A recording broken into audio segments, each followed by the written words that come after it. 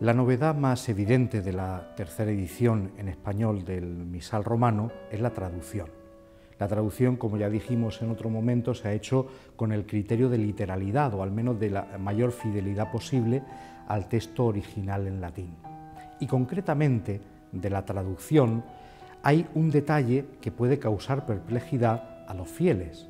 Ahora, cuando vamos a la celebración de la Eucaristía, que se celebra ya con el nuevo misal, lo que leemos en las palabras de la consagración del cáliz es: tomad y bebed todos de él, porque este es el cáliz de mi sangre, sangre de la alianza nueva y eterna, que será derramada por vosotros y por muchos para el perdón de los pecados. Haced esto en conmemoración mía. Hasta ahora nosotros decíamos que será derramada por vosotros y por todos los hombres. ¿Por qué se ha hecho este cambio? ¿Cuál es el sentido? Y sobre todo, ¿cuál sería la explicación de ese por muchos?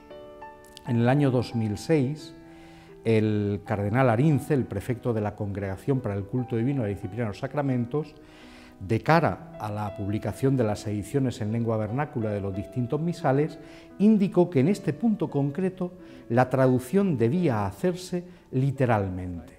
En latín dice pro vobis et pro multis, traducido literalmente es por vosotros y por muchos, tal y como lo acabamos de leer. El Papa Benedicto tuvo luego, más adelante, que escribir a la Conferencia Episcopal Alemana por las dudas que se habían suscitado, y allí explica la motivación. En primer lugar, se traduce por muchos por fidelidad al texto bíblico. En Mateo y Marcos, en el relato de la consagración, se dice que la sangre de Cristo es derramada por muchos. En Lucas y en la primera carta a los Corintios, en los otros relatos de la consagración, sencillamente dice que sea derramada por vosotros.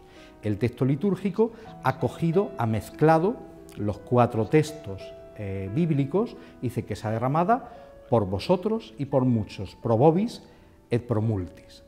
Es verdad que posiblemente en el idioma original en el que Jesús hablaba, en arameo, ese por muchos podía entenderse como por todos, pero cuando el texto pasa a la liturgia no se traduce de otra manera distinta, se mantiene ese por muchos.